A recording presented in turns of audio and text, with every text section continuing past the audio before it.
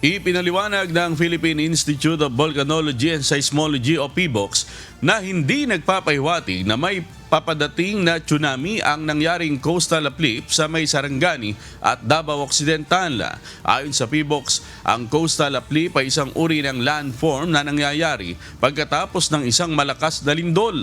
Nauna nang ipinaliwanag ng mga eksperto na ang paggalaw ng Cotabato Trench ang nagdulot ng magnitude 7.8 na lindol sa may baybay ng Sarangani noong June 8.